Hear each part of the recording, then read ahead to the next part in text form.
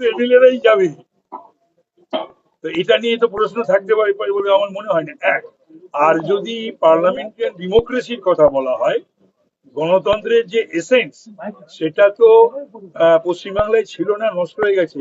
তো সুতরাং এলাকার উন্নয়ন বা যে কোনো বিষয় নিয়ে মুখ্যমন্ত্রীর সঙ্গে কথা বলবে না তো কার সঙ্গে কথা বলবে?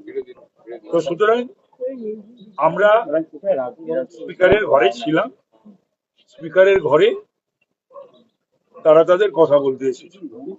সুতরাং এটার সঙ্গে আমাদের কোনো ব্যাপার না। আমরাও স্পিকারের ঘরে ছিলাম, সরকারি বিধায়ক হিসাবে ওরা এসেছিল স্পিকারের ঘরে। তো এই যে বিয়ে কমিটি হবে, এই যে অল পার্টি হবে, স্পিকারের ঘরে তো সকলেই থাকবে।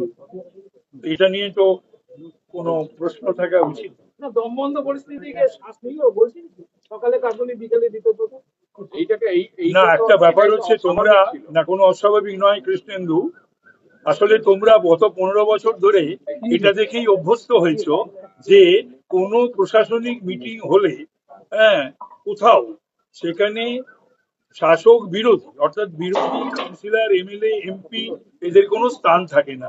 আজকে তোমরা নতুন করে দেখছো যে না, বিরোধী এমপি এমএলএ দের ডাকা হয় এবং তারা থাকছে। সুতরাং এই যে তফাৎটার জন্য তোমাদের সেটা মনে হচ্ছে। আজকের মিটিং এ কি হলো? আপনারা যে আজকে চিফ মিনিস্টার যে স্পিকারের সঙ্গে মিটিং করলেন, কি নিয়ে? না, সেটা তো আমাদের মিটিং এর কথা তো এটা এখানে বলা না, বলা যাবে না, না বলবো না।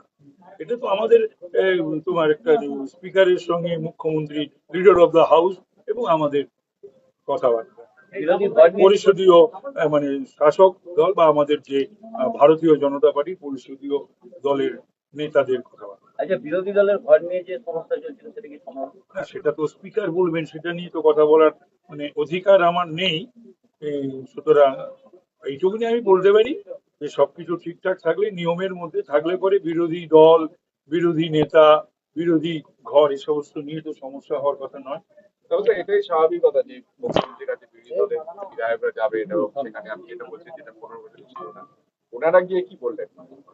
না না, ওনারা গিয়ে কি বলবেন কি না বললেন সেটা এমন কিছু কথা ওনারা বলেননি বলার মতো। ওনারা গিয়েছিল সৌজন্য সাক্ষাৎ বা স্পিকারের ঘরে তো যে কেউ যেতে পারে। 294 জন, যদিও এখন 294 নেই, 294 জন বিধায়কই তো যাবে স্পিকারের ঘরে, তাই না? এবং বিয়ে কমিটিতে সব দল থাকবে, অল পার্টি। তাহলে তো অল পার্টি মিটিং বলা হতো না স্পিকারের ঘরে, ঠিক আছে? না, কখনো দিল্লিতে দেখা হচ্ছে, কখনো বিধানসভায় দেখা হচ্ছে। এই ডাবল দা এদিকে চলে আসে।